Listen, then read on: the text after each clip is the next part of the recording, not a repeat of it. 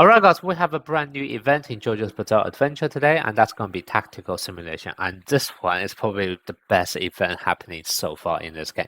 Because in the exchange store, we can now finally having a way to get legendary badge blueprint for free-to-play players. And this is going to be massive. Now, there are some other ways that free-to-play players are able to get, but either it's going to be very, very expensive, or it's going to take like, forever to get a whole set. And whilst this one doesn't give you a whole set, it is a selection chest, which basically means that as long as this event do repeat, you are actually able to just pick up one from each time. And this does seems to be a lot more efficient than the other event which you can get them, which is the energy one. I'll talk that in a bit in terms of like what I think right now is the best strategy to get a whole set of legendary badges. But this one is definitely a massive win for free-to-play players. Okay, and it's also really, really easy to get the currency to actually exchange for this as well. And by the way, if you actually take a look at the surprise blind box, there's also a very small chance that you can also get this badge blueprint from here as well. So obviously, if you can actually luck out, it's going to be even better. So you are kind of being able to guarantee at least one of them and potentially even more, depending on your luck. Now, it's very easy to get this voucher because all you have to do is go to the challenge mode and just make sure you beat every single one of those challenge. And as you can see, the first time you beat one of them, I'm going to assume all of the rewards are the same, then you will be able to already get, what's this, 2.4k vouchers. And all you need is going to be 5,000 in total. And because they're 5 round of bosses, that basically means if you can get within the time limit for all 5 of them, then you're guaranteed to have both this one as well as all of the blind boxes for you to try out your luck. And obviously with whatever remaining, you can also go for the superior badge selection, which in my opinion is also pretty nice as well. So that's really, really nice. In case you're wondering, is it going to be difficult to actually get the rewards? No, it actually seems to be ridiculously easy. Right now you can see the rewards criteria is just to finish within 35 seconds. I finished it in 6.5 seconds. So this is actually ridiculously easy. Now the top player, if I just show you the leaderboard, actually managed to get it within 5 seconds, which is really, really impressive. He does have a max out Jotaro though, so I guess that could somewhat help. But still, within 5 seconds, that's really, really impressive. But as you guys can see, vast majority of people on our server, we're all kind of hovering around kind of 6.5 to about like some 7-8 seconds. So I do feel like vast majority of players would be able to reach this fairly easy to get the reward. And in case you're wondering how to achieve the best score for this, it's very simple. Just put on your best world boss team. However, this time round, you just want to choose your buff very carefully. And the buff you want to choose is going to be this one. You start off with 500 energy, which basically allow you to start off the battle with kind of like your characters ready to use their ult straight away. And then you also have this one, which let the enemy actually take 30% more damage. In fact, let's do a quick run together just so you guys see how it works. It's just a standard war boss team, so it's just going to be depending on who you have. Now, one character I'm going to strongly recommend you guys definitely bring is going to be Giorno. The reason is that Giorno, if you have his S1 unlocked, that is, so his ability, you're able to use a second ult, which is able to incapacitate the enemy for them to take 80% more damage. Now, this is normally good in the standard war boss as well, but it lasts for only 5 seconds, and that normally means a bit of RNG involved in terms of whether or not your main DPS actually end up using their ultimate attack during the 5 seconds where Giorno incapacitated enemy.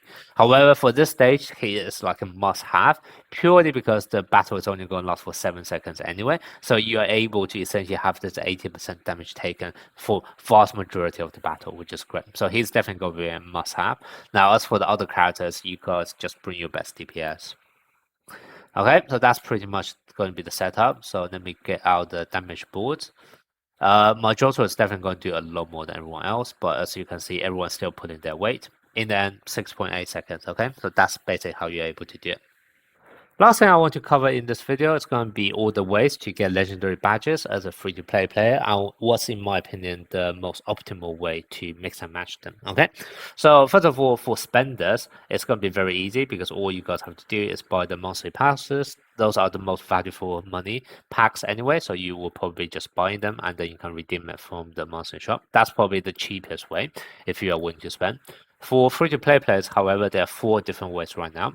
Number one is going to be in the Hall of Trials. If you go to World Boss, you are able to actually redeem it in the shop. Now this one is only one blueprint, which basically means you can only get one position. If you actually want a whole set, then you need to get all four of them. However, if you just get one of them, it's only going to cost you 7.2k, and that should in theory be achievable in about 9 days, depending on where you rank in the ranking. Okay, so if you actually take a look at the rewards you're able to get.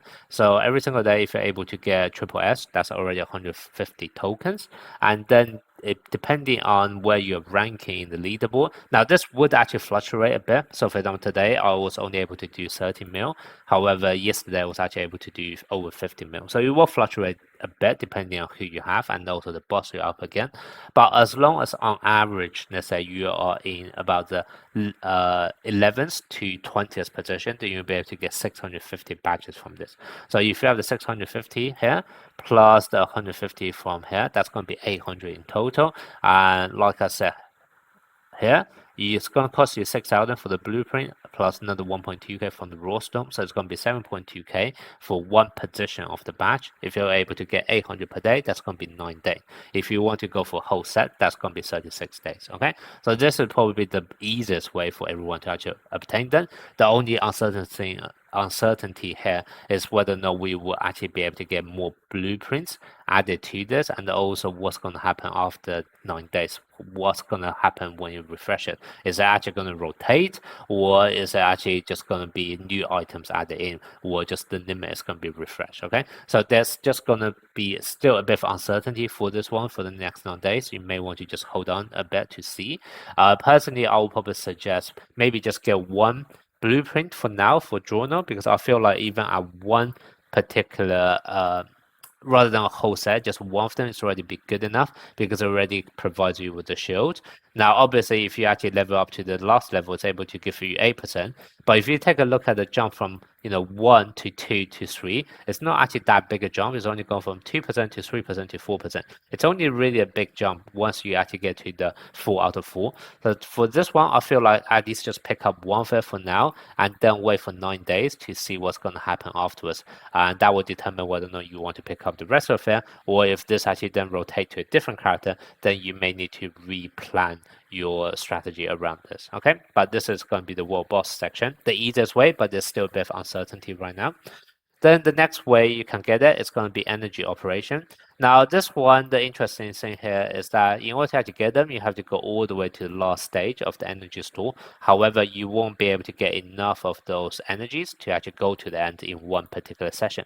It does say here that unused energy from each session will carry over to the next session. So the best or the smartest thing to do here is actually just to save up your energy and then wait for you have built up enough so that you can go all the way to the end, and not just go all the way to the end. You have enough to go all the way to the end, as well as picking up all 2 of the raw stone on this floor, and also all 4 of the blue badges on the last floor. And you may even want to save up enough so that you can also pick up the spirit power and also the spirit shard, because the reality is it's gonna essentially waste a lot of your energies to go through the earlier floors. So if you're able to actually go through all the way to the end, would you not just want to save up even more so that you can actually buy out everything on the last level, right? So as a result, if you actually want to do it the most optimal way, this is actually going to take a really, really long time, because you're not saving up just for this. You probably also want to save up the energy for the spirit power and also spirit shard. Now, if you only want to save up for the blueprint, I have already done the math. It's going to take you at least 6 sessions. If you want to save up for the other ones as well, it could actually take you like 15 sessions for you to do that. So depending on how desperate you are for the blueprint, this can either take a really, really long time, or if you're really desperate, you can go for it, but it will just be suboptimal. So, okay, so that's kind of the tricky part with this event. Then the next one where you can get the legendary badges is going to be tactical simulation. This is what I meant by earlier. This is going to be the easiest and also most sustainable one, because we're actually able to get it from every single time this event repeat. Now, once again, I'm taking wild guess saying that this will repeat, but hopefully that's going to be the case. And then every single time we're then able to pick up one of those badges. Now, it's not a whole set, which is going to be annoying, but if it does repeat, then you will just be able to get it eventually, because every single time you are essentially able to pick a different position from the previous ones. So that's kind of the idea here. And then the other thing, the fourth thing which you are able to obtain legendary badge is going to be in Star Expedition and the card flipping. Now this one can be very, very costly if you want to go for a whole set, because you have to go all the way to 20. But what really, really made this event shine right now is actually the fact that you can mix and match between this one and also the tactical simulation, okay? Because remember, in tactical simulation, you get blueprint, which basically means that you can choose the position of which badge you want. So what you can do is actually get this one and use it to choose for the position, which would have normally be locked at level 20 for the card flipping. So basically this one, which is pointing to the top left corner. So if you're able to actually do it this way, then what is end up meaning is that you only have to go to level 15 for the card flipping instead to get 3 of the badges, and then you just pick up the missing badge from tactical simulation instead. So essentially the tactical simulation event is going to save you at least like 5 grand if you want to go via this approach. And even if you do not want to go via this approach, what I do recommend for all free-to-play players to do now is actually just go to at least level 5 to pick up one position of the badge, because one position of the badge is not actually going to cost you much. Vast majority of the player, I'm hoping with the free soul chips that we have been able to get, should already be on at least level 3 or possibly even level 4. Then you only have to spend, let's say, 1,000 gems extra to get one legendary badge, which is a bargain in my opinion. And then as for the other 3 remaining slots, you just have to wait for tactical simulation to come back up for you to then eventually complete the whole set. Okay, so those are the different ways of how you can get legendary badges as free-to-play players, and also my thoughts on what's the best way to mix and match and optimize the way to obtain them. Let me know what you guys think in the comment section.